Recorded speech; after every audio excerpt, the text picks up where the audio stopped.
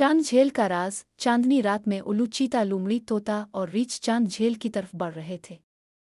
जंगल की हवा में सरगोशियां घुल रही थीं, जैसे कोई उनके हर कदम की निगरानी कर रहा हो। दरख्तों की परछाइयां अजीब व गरीब शक्लें बना रही थीं, और झील के करीब पहुंचते ही जमीन लरजने लगी। अचानक घनी धुंध के बीच से साए उभरने लगे, अंधेरों के मुहाफिज। वो नीम शफ़ाफ और बेचेहरा थे, जैसे हुआ में घुलते जा रहे हों, मगर उनकी सुर्ख आंखें शोलों की तरह चमक रही थीं।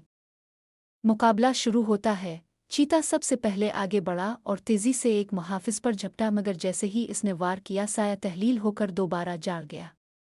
ये कैसे मुमकिन है? चीता गरा। उल्लू ने गौर किया और कहा, ये महज साए है, उन्हें ताकत किसी और चीज से मिल रही है। लोमड़ी ने जल्दी से जमीन पर बिखरी चमकदार रेत को देखा और कहा, ये देखो, शायद चांद झील की जादुई मिट्टी उन पर असर डाल सके। रीछ ने जोर से अपनी मुट्ठी जमीन पर मारी और मिट्टी को उठाकर साए पर फेंका। जैसे ही मिट्टी साए से टकराई, वो धुआं बनकर बखर गया। यही तरीका है, रीछ धाड़ा। सबने मिलकर झील की चमकदार मिट्टी उठाई और सायों पर फेंकनी शुरू की। आहिस्ता आहिस्ता तमाम मुहाफिज बिखरते गए और रास्ता साफ हो गया। जादुई दरवाज़ा और आखिरी जंग। झील के वस्त में एक कदीम पथरीला दरवाज़ा खड़ा था, जिस पर वही निशान कंधा था जो दिल पत्थर पर उभरा था। जैसे ही सब दरवाजे के करीब पहुंचे, एक जोरदार धमाका हुआ और आसमान में सिया बादल छा गए। साया राजा जाहिर हो चुका था। वो एक देव हैकल साए की तरह था, जिसकी आंखें जलते कोयलों की मानिंद चमक रही थीं। इसकी आवाज़ गरज रही थी, तुम मुझे दोबारा कैद नहीं कर सकते। मैं हमेशा के लिए आज़ाद होने वाला हूँ।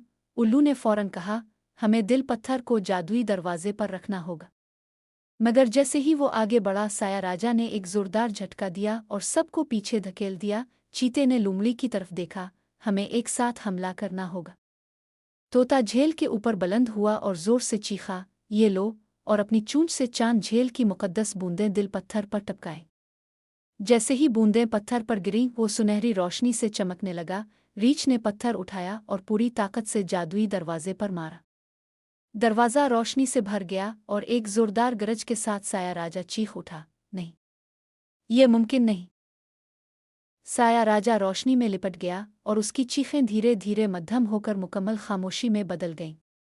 जादुई दरवाज़ा चमका, फिर आहिस्ता आहिस्ता बंद हो गया, जैसे कोई हमेशा के लिए मेहर लगा रहा हो। सूरज तुलू हो चुका था और जंगल में रोशनी बखर चुकी थी। दरख्त हल्की सरसराहट में खुशी मिना रहे थे और परिंदे चहचहा रहे थे। सागवान बाबा की सरगोशी हुआ में गूंजी, तुमने जंगल को बचा लिया। मगर याद रखो, फितरत के तवाज़ुन को हमेशा बरकरार रखना होगा।